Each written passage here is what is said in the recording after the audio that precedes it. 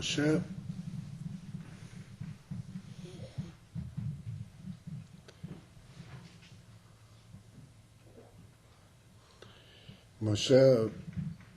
לא עבד עבודה זרה, לא היה בשיבוד מצרים.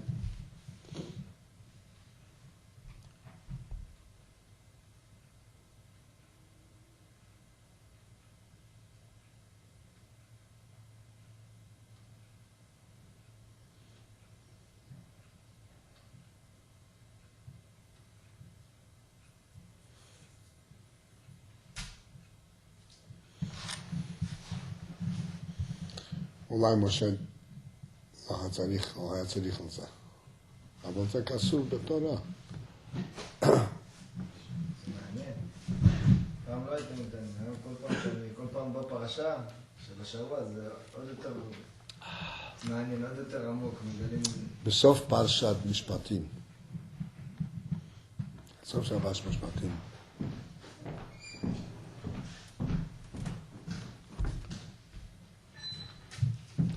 תראו מגרד מה היה לפני, we have all copies. It's not Tavshin down. Tavshin, yeah. It's not Tavshin, yeah? Yeah, Tavshin. Yeah. But there is no Tavshin in the yeshiva. No? No. How could it be? Good question. Where are you making copies from? Oh my gosh. Charge the library.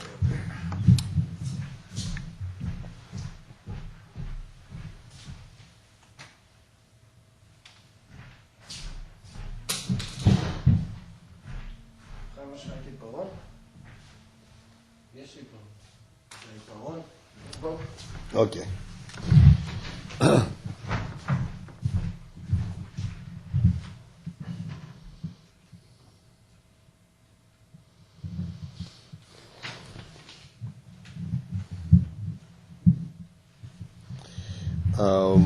Okay, so we're on page Yudalid, the second place, the second paragraph over there, and we are on the fifth line of that paragraph. The line begins with the word Belakus. And the Rebbe started to explain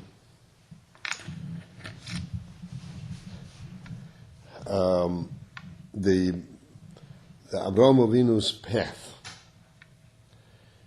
That he first started with what's called Chikira, the Seichel Anushi. He delved with his Seichel, and his Seichel led him to recognize Elokus.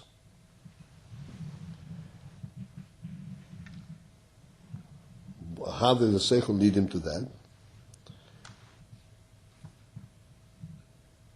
So, essentially, he recognized Elokus by understanding the principle of Brias Ha'olam, of the creation of the world.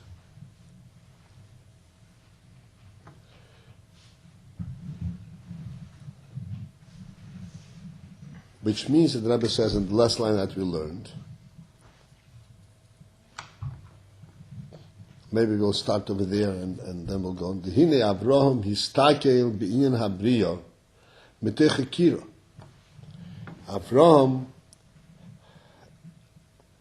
observed, histakel, he focused in the inyan of the briya, the phenomenon of the creation, and he looked at it mitech hakira from a perspective of hakira.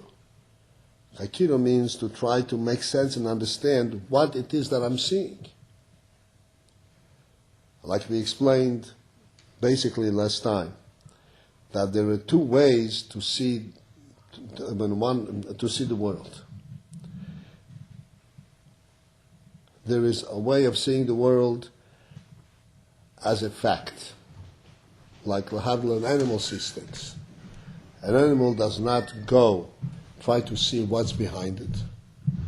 It sees things as you see things. The fact that there is a thing, it's not a questioning how has it come here. It's totally disinterested. how it got here. It's interested only in what it is. Can I eat it or not?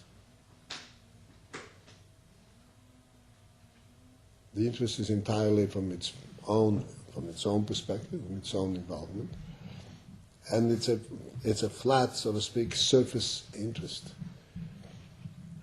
No animal will ever consider a piece of food, is it meant for me to eat it? Am I allowed to eat it? Does it belong to me? Who does it belong to? Those aspects don't exist in the animal world. Doesn't look beyond the immediate surface. That's one way of seeing the world. And it's possible to see the whole world from that perspective.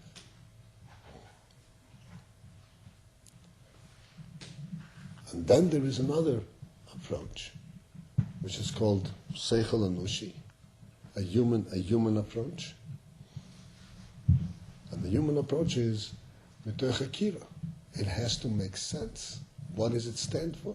What do I see? What kind of an entity is this a world? It has to be a creation.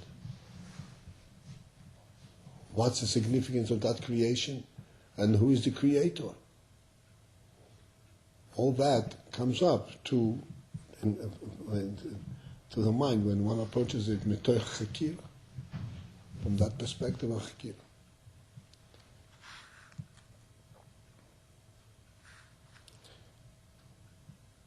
Okay, can I go on?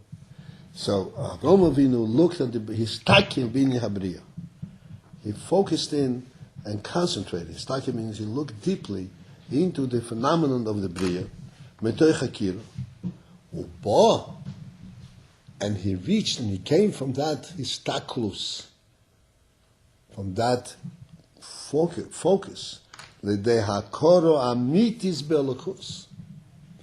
He came through that to a state of true cognizance of Elokus.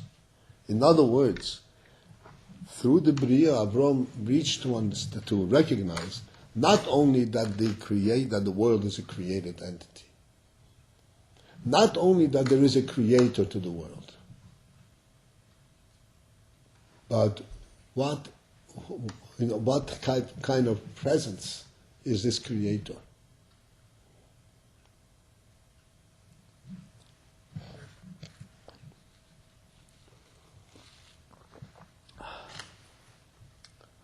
Which is clearly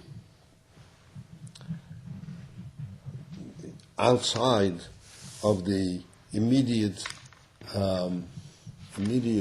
presence of the world. But he was able to look into the world and then see what kind of creator created it.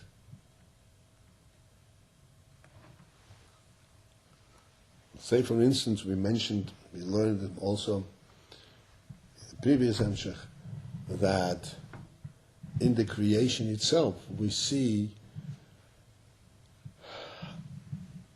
a koyach ein sof, even though the creation itself is a finite presence, finite entity, but we can observe in the creation a koyach that sustains it and maintains it, that this koyach is ein sof, unlimited koyach.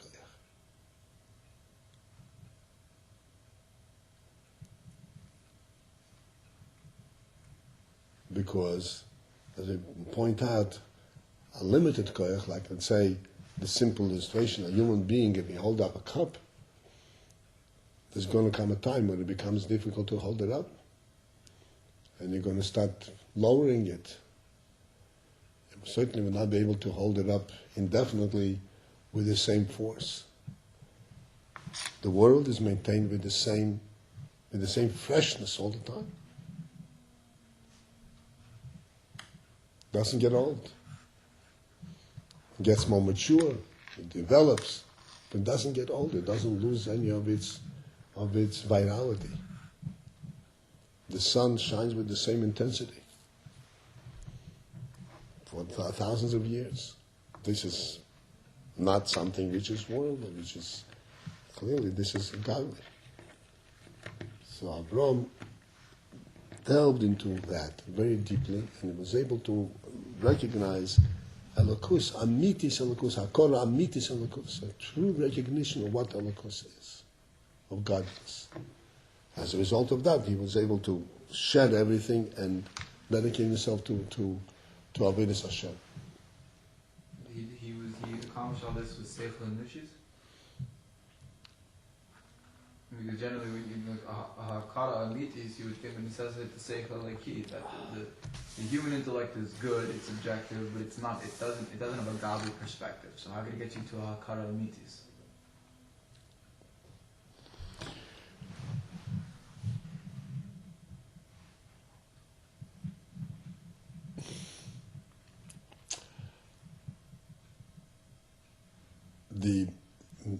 In our world, in the neshama being in a guf, the nefesh elokis, the seichel eloki, cannot relate to a guf. So even the seichel eloki that a human being can have, it has to go through the seichel anushi. The kere for it is the seichel anushi. Except, yes, sure, the seichel eliki uplifts it. But how does he see it? He has to see it to seichel anushi.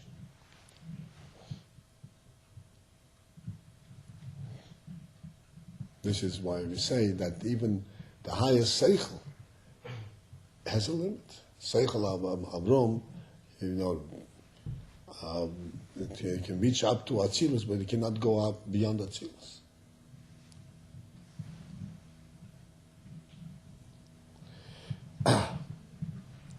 All right. So how did Avram, what was this histaklus, and what did Avram see, and how did the Bria reveal to him an aspect of Elokus? Ki metzius ha'olam v'yeshusei,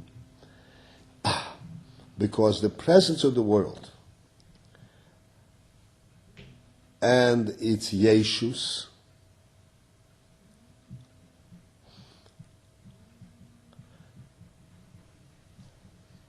the Metzius of the world, I'm going to try and point out the various terms over here. The presence of the world, it means something is present.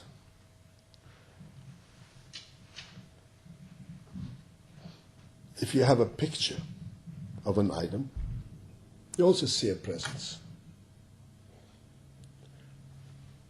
But you don't have the Yeshus. Yeshus means more than just presence. Yeshus means that that it has a true presence, a true existence. The Yeshus of the world is an interesting thing which we hardly pay attention to. But the phenomenon is that a dover gashmi, a physical, anything, a dover gashmi, has a true Yeshus. And even though you can break it, but there is no way that you can destroy to non-existence. Anything that exists can be changed, can be broken into little pieces. Like chometz, we break it up and throw it into the air, but it's there. Because it's a real Yeshus, it's a real presence that's indestructible. In its very essence, really indestructible. Which is a mind-boggling phenomenon.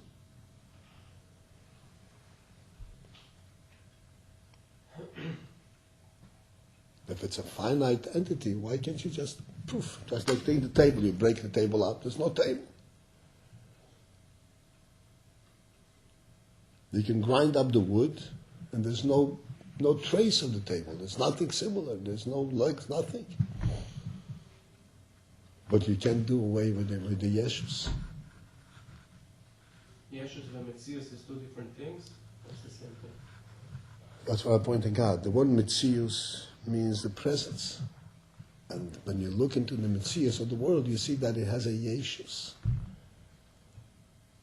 When we first encounter something, we encounter its Mitzius. What do we encounter? We encounter, oh, there's a table over here. Therefore, if you want to put it another table, you have to put it elsewhere. You can put it on the same place. There's something there. That's Mitzius. But then there's a second, a deeper perspective in this. That it's not just a presence, but it's a Yeshus. It's a real Yesh. And Avram was mistakel in this Mitzias Oilam v'Yeshusei. And Mitzias Oilam v'Yeshusei machriach behechrich.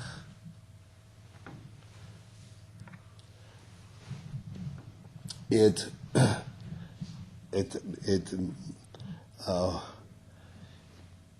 forces, so to speak, behechrich imperatively, without question, by force, umoifsim sichliyim, and proofs that are apiseichel.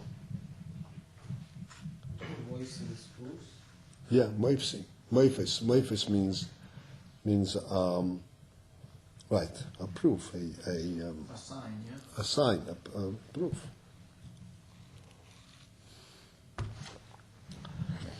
Moifsim sichliyim. Intellectual moifsim, intellectual proofs.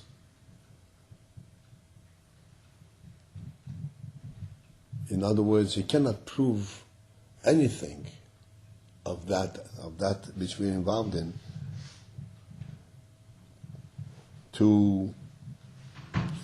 if you refuse to think with your seichel. You can't prove anything to an animal. But to a human being who has seichel and who is interested and to see things as a human being sees things with seichel, then there's meipsim sichlim. There are seichel, there are actual proofs that force one to recognize this truth. And what is the moifas sichli? The moifas sichli is shetzorich liyois, that there must be bechina umadrego. There must be a certain aspect and a certain level hamehava as hayesh, that makes the yesh be.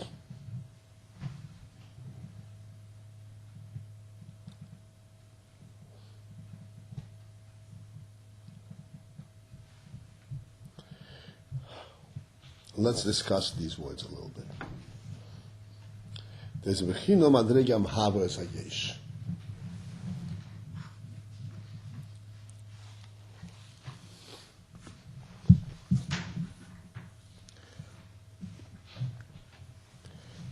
Notice the Rebbe does not say that it must be bechino madrega that was mehava as hayesh, that created the yesh.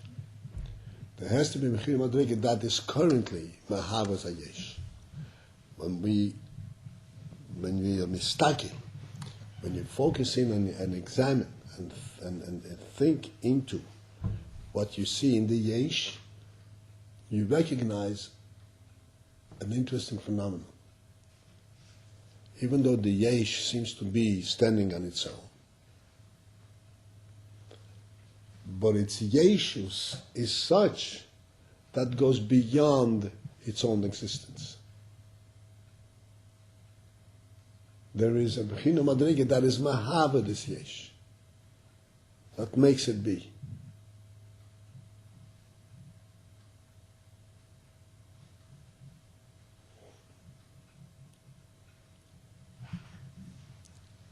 Explain to you what that means and what do we see there.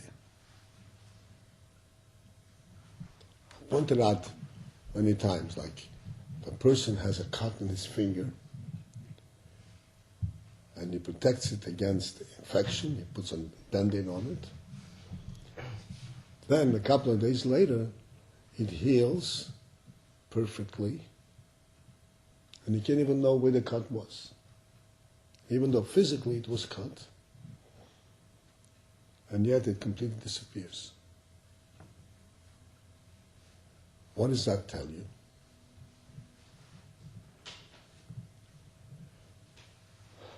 That there is something in this finger which we call chayes hanefesh, that makes the finger be what it is. And the proof of it is that even if you cut the finger, it restores it back to what it is. It forces it back to be restored back to what it is.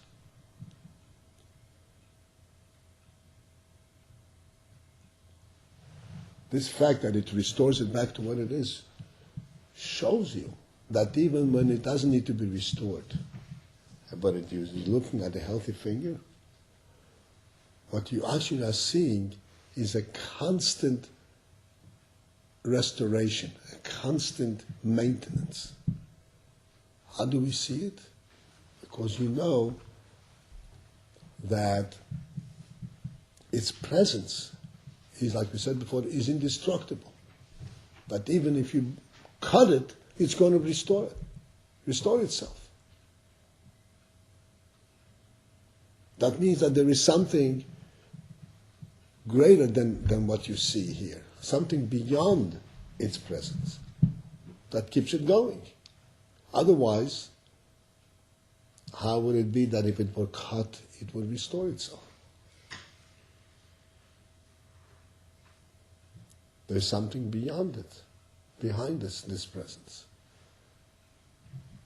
And from observing its restoration capability, you go and see into the actual presence itself, and you see this is an indestructible entity in a relative sense. In other words, it is there not simply because it's a fact, like a metzias, happened to be there. No, it has a yeshus. It has something that maintains it to be in being.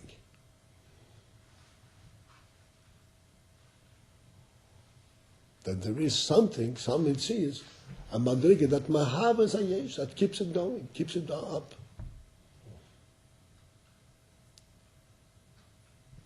It is not just what you see at the moment. Because if it were just what you see at the moment, then the next moment it wouldn't be, more or less. Just a momentary existence. But it's not a momentary existence, it's a true existence.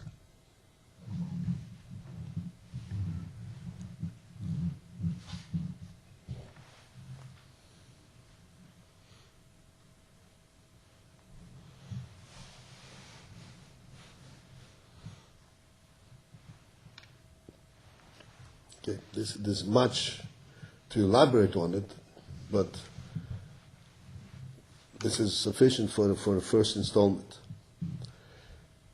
It's mehecher psichlim, that there has to be something that's mechayim, that's mehaves hayesh, that makes the yesh be. Ve'ein dover oise esatzmoi, and that we also have a cloud. This is also a cloud sichli. Apiseichel, it's understood that ein dover oise esatzmoi,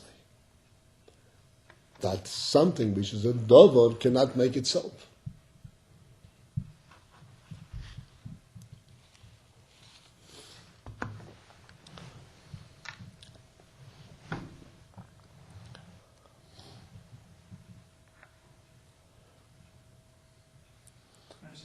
How did the muscle of the finger, that the finger puts itself back together, how is that a proof that there has to be a medrega hamahava esayesh?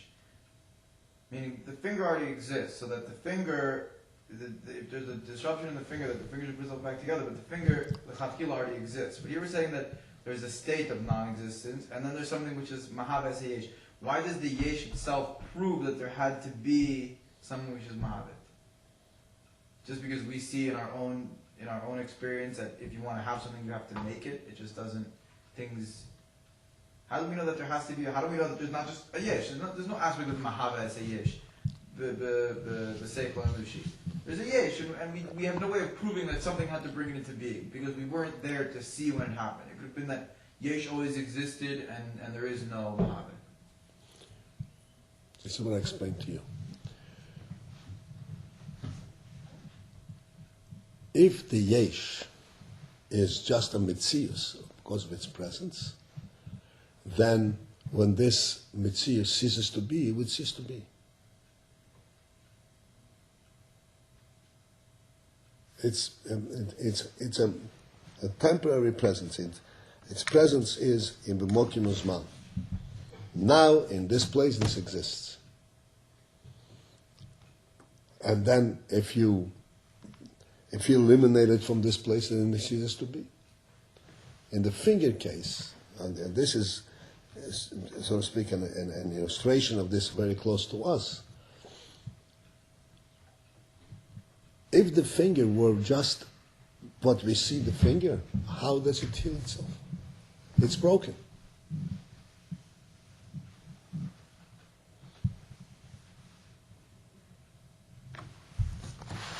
Can you imagine this piece of paper growing back together? Put it back together in the exact location. Can you imagine this piece of paper reuniting? What's the difference?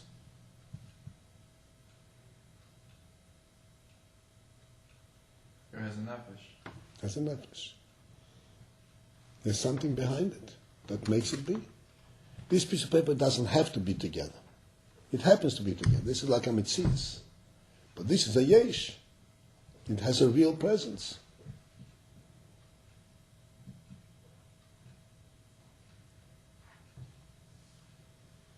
And it has such a presence that even if you break it, it'll grow back together. So the fact that the world is indestructible means that it's not just a mitzias, but it's a yesh. And the fact that it's a yesh means it's a real existence. And for there to be a real existence, there would have to be a mahaba. A real existence couldn't be... There has to be a mahaba. So then you say mahaba, so who is the mahaba?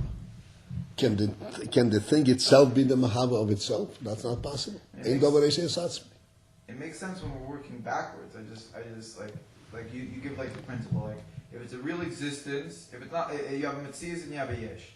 Okay, fine. So a yesh is just kind of it's not a necessitated existence. A mitzias is not a necessity. The yesh is a real existence. So if it's a real existence, it has to have a mahavet. So it makes sense working backwards, but I don't know why intellectually a person would be compelled to come to that conclusion. This is what the Rebbe said, that Avraham, intellectually, it depends where you're coming from intellectually. If you're going to start imagining existence, we don't have that capacity.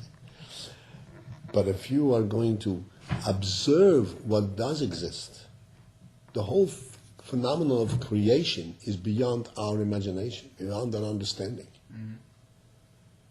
And there's no way that we can explain what type of phenomenon it is. We cannot explain the phenomenon of a finger healing from a cut. So this whole thing is just that by our observation, this is what we recognize. So Abba Paltiel essentially worked his way back. He didn't start off with a preface of like nothing. Of course not. Like intellectually, like what? That's the silliest thing. Of course not. What is he going to imagine? What he sees what there is. Not imagine, but I'm saying he for instance saw that his finger when it's cut it comes back together. Yeah. And he thought, well, why does it come back together? If I rip the paper doesn't come back. I mean, this is essentially how through Hakir, this is what this is the process which he went by.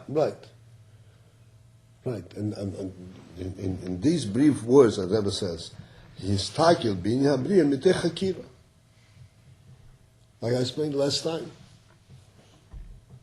Remember the illustration that I gave? That when you enter the classic thing where he also used to illustrate, you enter a chasana hall, and a cat enters a chasana hall. The cat sees what it sees. You see something completely different. You immediately ask, what is this all about? Who says it's all about? You see it, see? This is it. Kan nimtza kan hoya is called. You found it here, so this is where it originated. Since the beginning of time, these tables were set up this way. That's completely out of human thought. The cat couldn't kill less. Das meint die Stake mit Kira. When you mistake mit Kira, you can observe, you can be mistaken simply in the yesh, in the mitzvahs of the world, and see a phenomenon way beyond the mitzvahs of the world.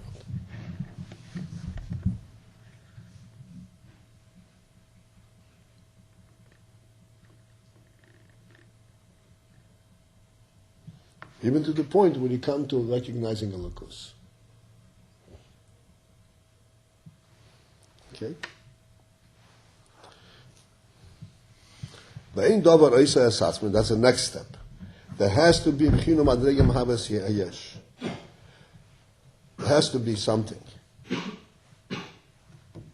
It's like going back to our finger. There has to be some highest in this finger that makes it, that restores it. It cannot be the finger itself that has its own highs that restore. It has to be something else outside of itself. This finger itself can be cut. There has to be something else that cannot be cut. That is in different level. Im Kain, and therefore,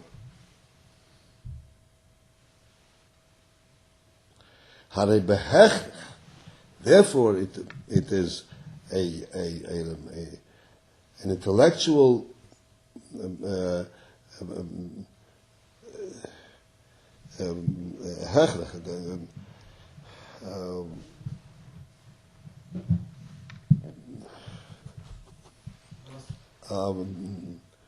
certainty. This is what the word. Shiyeh dover shechutz min hayesh ho'es es hayesh. That has to be something that is outside of the yesh, that makes a yesh. Otherwise, how does the yesh come to be? How can the yesh be?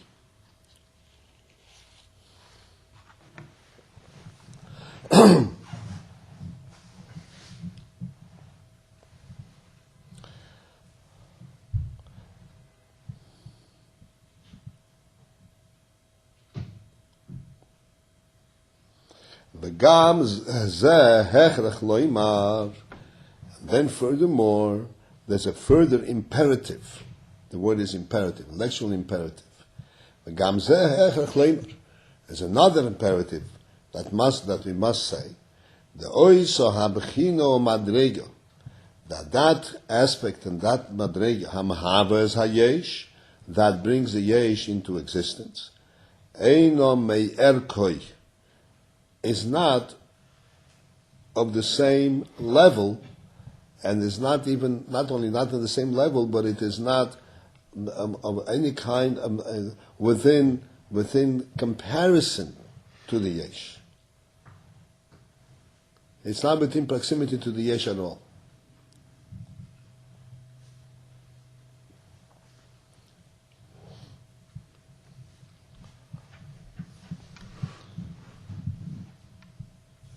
Essentially,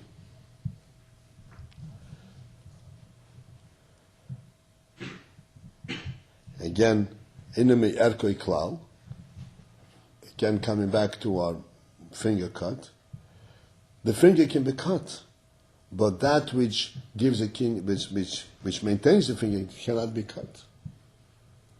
It's not the same erech. If that too can be cut, then it wouldn't be restoring anything.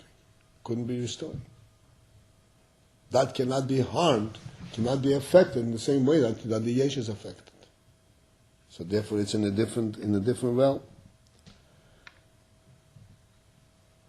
Mikol shekain, and for sure, certainly, that it's not mimahusay shal hayesh. It has not of the same mahus as the yesh.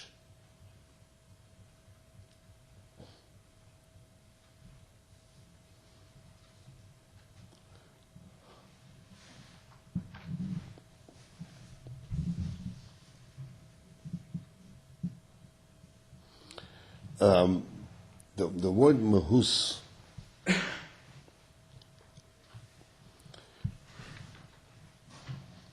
it's a very difficult concept to translate. What do we mean by mahus?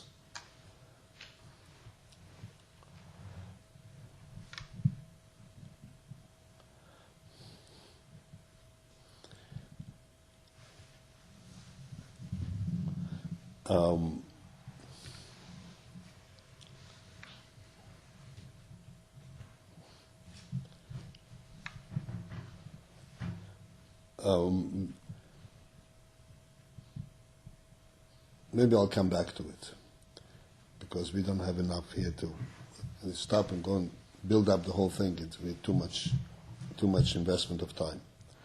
Surely that thing which creates a person, that creates the yesh, is not of the same mahus or the same essence as the yesh. It does not have an essence of yesh. Liheyois, being that the yesh miyesh, that there should come a creation from a yesh, the hainu, meaning to say, the hizhavus hayesh yiyeh miyesh umitzius, that the creation of the yesh should be coming from something that is also a yesh and a mitzius, efshar.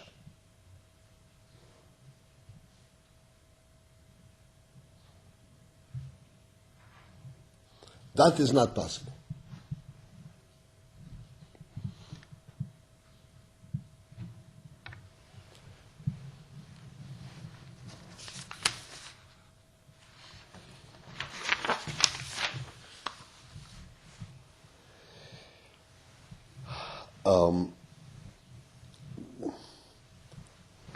So the yesh has a mahus, and the mahus of the yesh is the fact that it's a yesh. What is the mahus? What is the meaning of mahus a yesh?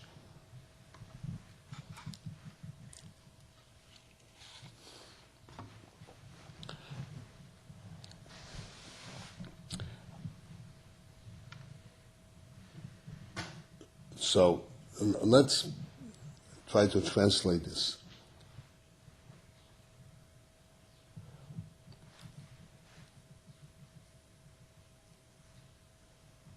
Somebody speaks, says a word. What is the mahus of speech? The sound, the fact that you can hear it. Not its meaning, not the meaning of the word. The mahus of a pronounced word is the sound of it. This is what makes it be. Then, in addition to that, it also has a meaning.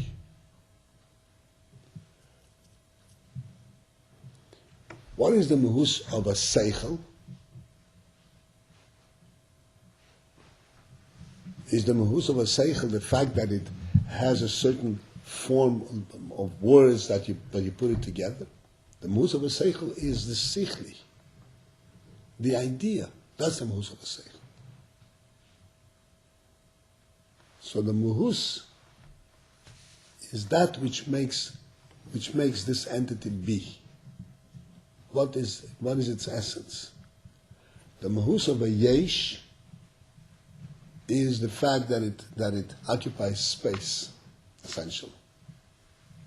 That's what makes it be, its presence.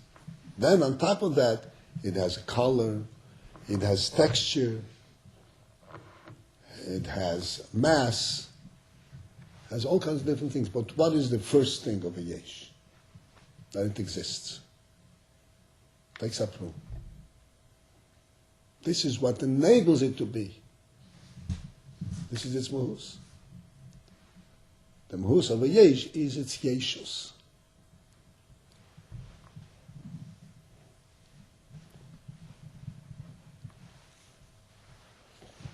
So,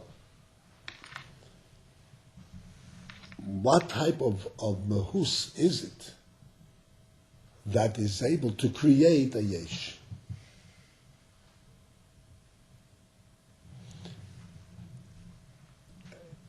This is what we're saying here. That yesh mi yesh would mean that the creator of this yesh is also a yesh. That his primary presence is, his primary existence is the fact that he exists. That means yesh mi yesh. Yesh mi yesh is impossible. That we can readily see at the seichel. But we can even elaborate on this. Because the whole elaborate, discuss it. We can even, bring it out. We can explain it. Because the whole union of the yesh, you say it occupies space. The whole union of the yesh is its limit. And if its limit, then it cannot produce something that is outside of its limit. This is all it is. What is the material of the table? And then there's the table from the material. It's not yesh mi yesh. It's not some kind of creation of yesh.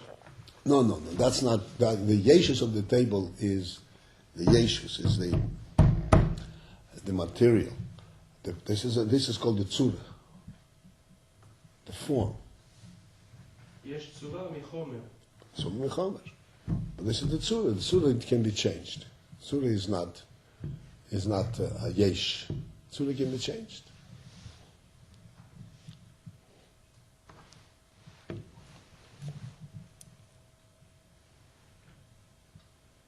So yesh mi yesh is not possible because the yesh mi yesh, now it's a different yesh from this yesh, a completely novel yesh. That this yesh should create another novel yesh, that's not possible because the whole union of a yesh is that it's limited within its time and space. How can I create something outside of its time and space?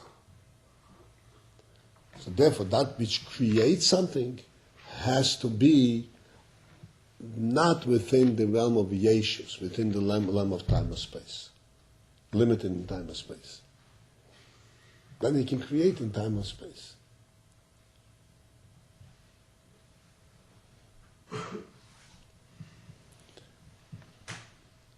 Like taking our example and say from Seichel. Seichel can create words, but words cannot create words. Words, and that's what it is. Seichel, because Seichel is ayin relative to words, it can create words and expressions. But expressions are just what they are. You cannot create other expressions because they are limited to what they are.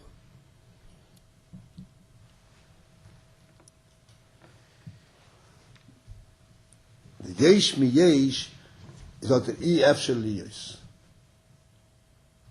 That cannot be.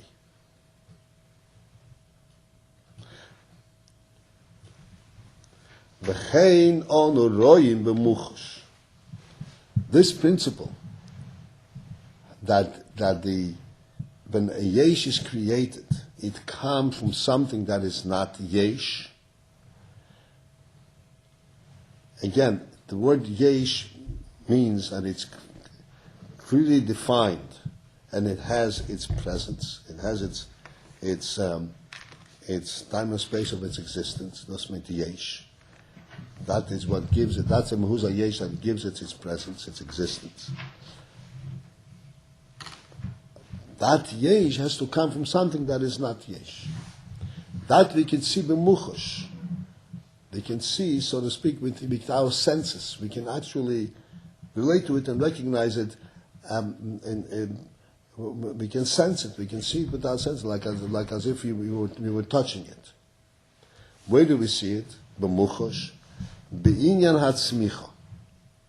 We see it in the principle of, in the phenomenon of tzmicha, of growth, of sprouting. Da'agam shebo alidei garin, that even though that tzmicha, growth, comes from a grain, hanizra, that is being planted. Everybody has the next page. Garin hanizra, the garin that grows, that is planted. The hagarin hu yesh, the garin is a yesh. Umizhave mimenu, and from this garin comes to be alidei koyach hatzimeach, through the koyach of growth, shehidgia HaKadosh Baruch Hu ba'aretz, that HaKadosh Baruch Hu has imbued in the nature of the world, of the earth. From this comes forth hayesh ditvua hatzimachs, the yesh of the produce that grows. You put a grain of wheat into the ground, and then from this is produced a whole stalk of grain with many pieces, with many grains. What makes it grow out like this? This is what's called the koyach hatzimeach that Hashem put into the oretz. Okay, so you would think that here is a phenomenon of yesh miyesh. The stalk grows out from the grain. Yesh miyesh. The grain produces this whole stalk. So he says, Hinezeh bo davka. However, this phenomenon comes only alidei horikoven shel hagarin hanizra. It comes only as a result of the dissipation, disintegration of the garin hanivra, the grain that was planted. What recoven actually means rotting away. But it doesn't mean that it rots and spoils. If it rots and spoils, then nothing will grow. But it rots, so to speak, it dissipates. It dissipates into the ground. And then it grows. The chol zman shehagar in kayom, for as long as this grain is still existent, lo yiyeh shum tzmicha, there will not be any growth. V'rag only kasher nirkav hagarin, when the garin dissipates, it rots out into the ground, v'nichlal, and becomes incorporated, b'koyach hatzimeach sheba'aretz, it becomes incorporated into the ground. But what part of the ground accepts this garin? The koyach hatzimeach sheba'aretz.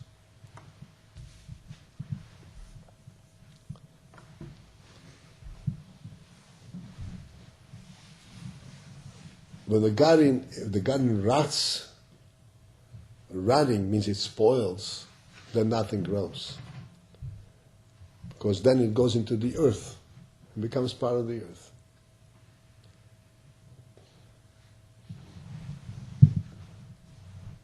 There's another process, however, that also is akin, similar to rotting, but it's not a rotting that it spoils and goes into the earth.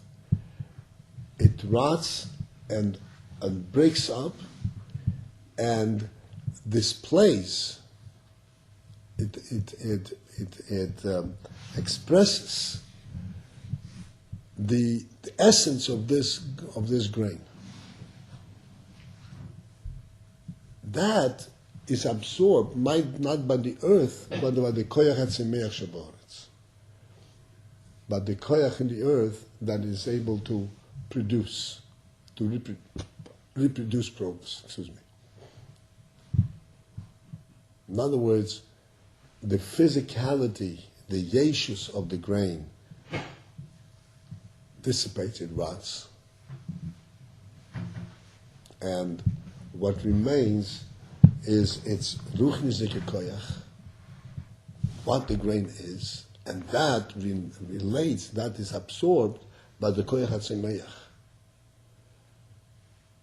Not by the earth. Koyach hatzemeach sheba'oretz, the koyach of growth. And then that koyach hatzemeach sheba'oretz goes on to produce the stalk.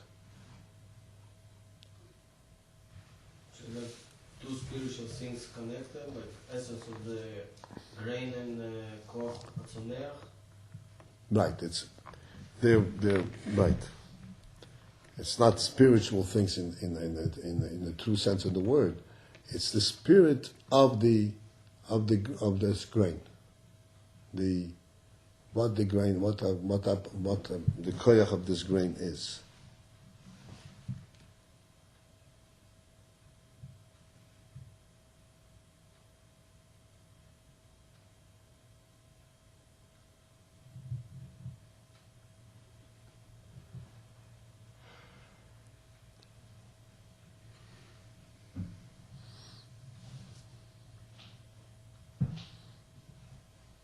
Okay.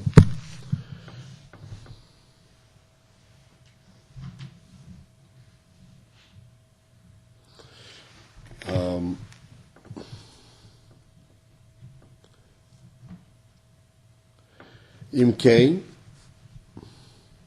okay, Nichla bekoyat tzemech sheboretz, in the oz yihat tzmich. When the garin disintegrates and it is absorbed in the koyach tzemech sheboretz, then it will be the tzmich. Im Kain, therefore, harei, so then behold, bein yesh hanizra leyesh hanitzmach, between the state of the yesh, of the grain that was planted, and the yesh that grew, in a behechrach, it is a must, sheyiya ayin be'emtza, that there should be a state of ayin. It disintegrates.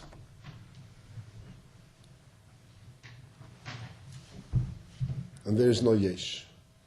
From the yesh of the grain directly cannot grow something different, something bigger than itself. It has to lose its yeshus, and then the essence and the koyach hatzemeach or sheba'oretz can make grow, can produce the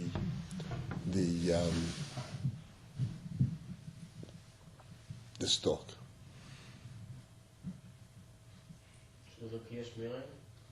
So essentially, it is like yesh miyayin. The koyach hatzemeach sheba'oretz is not real ayin, because it's b'teva sheha'oretz that the Rebbe should put a teva in the earth to produce, to grow. But relative to a piece of grain or to a stalk or to a tree, it is ayin. It's in a different realm, a different category. You can burn down a tree, but you cannot burn down koyach hatzemeach sheba'oretz.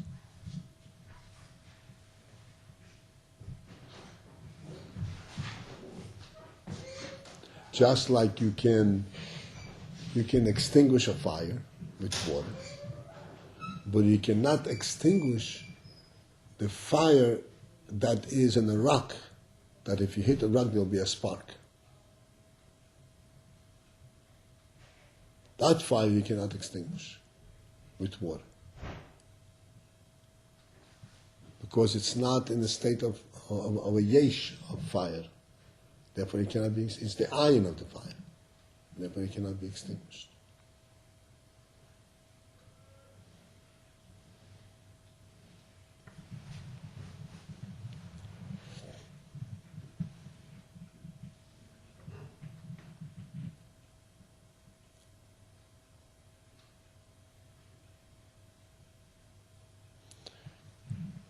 do you mean I cannot burn the koach hatzomech? You can take your off and burn it. It's not going to be growing. It's not going to be growing because it doesn't have the minerals, it doesn't have, but it will replenish itself. The koach hatzemeach, the essence that the earth, that it's still earth, that has the koach hatzemeach will not be eliminated.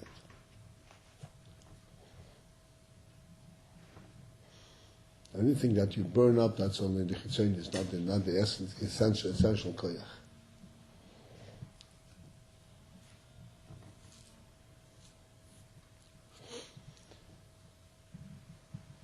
Before we finish, I want to bring it back to ourselves, so we have a real handle on what we learned.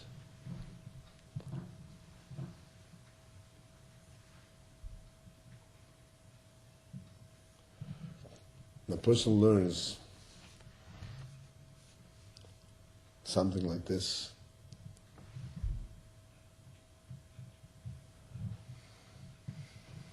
And basically he understands the logic of it on the basis of other logical processes that he had experienced before. Oh, this seems logical.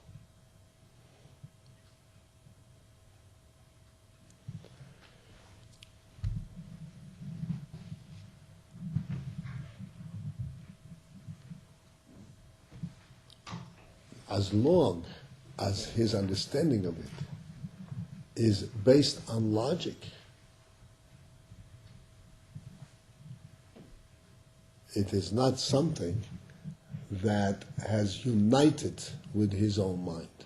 This is just knowledge that he has, like a person, like stashed away in his mind. It's like a person having a piece of bread in his hand. This piece of bread will not feed him, because it didn't become united with him. When does it become his knowledge? When he actually contemplates his boinin in this, and he recognizes what he had learned, he recognizes and sees that this is really, really deep down, this is how he sees the world, in his own seichel, in the ayin of his own mind. When this seichel becomes something that comes out from his own perception of reality, that's when you say, oh, that's knowledge.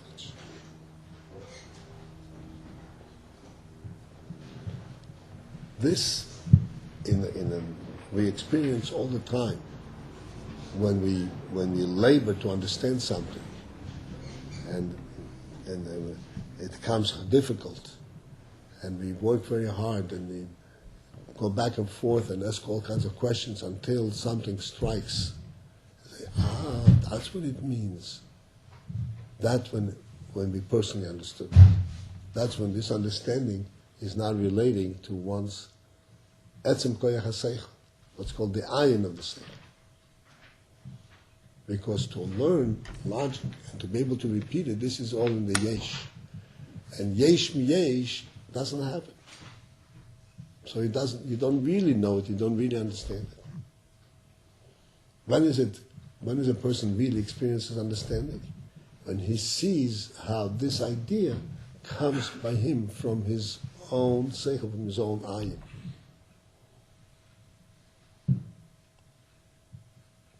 Again, you have the similar illustration of a yesh mi ayin. Yesh mi yesh is impossible. And we experience it all the time. I understand and I know and I have it, but I don't really have it. It's not real. It hasn't grown. It hasn't really united with my seichel. And therefore, since he didn't really like my seichel, if somebody should ask me a question that was not part of the pilpul that I learned, I would not have in the beginning God to answer it, because I don't really have it.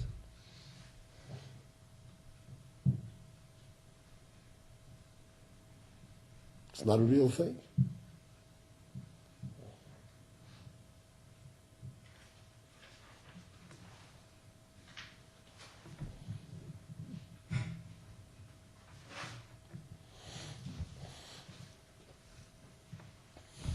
On the other hand, the stalks and the trees that grow on the ground, they seem to be just growing outside of the ground, on top. Like it seems like they grew from the grain and just grow on top. But we all know that the trees are rooted deep, deep, deep down in the ground. So deep that when a wind comes and shakes it up and down, it doesn't budge. Doesn't budge. Sometimes you can't believe how a tree is able to withstand these powerful winds. Because it's really part of the ground itself.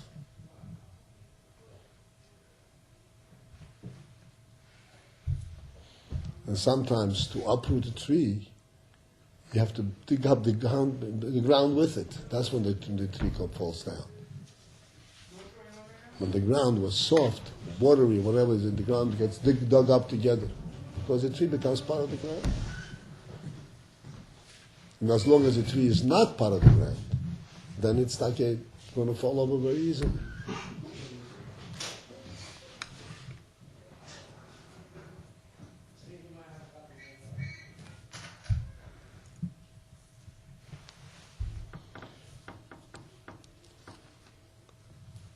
So this Inyan of the Koyach HaTzameach Sheba'aretz, which is an important in the Chassidus, discusses this principle a lot. Something that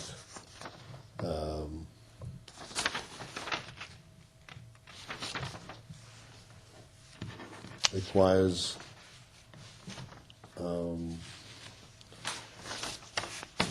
special thought.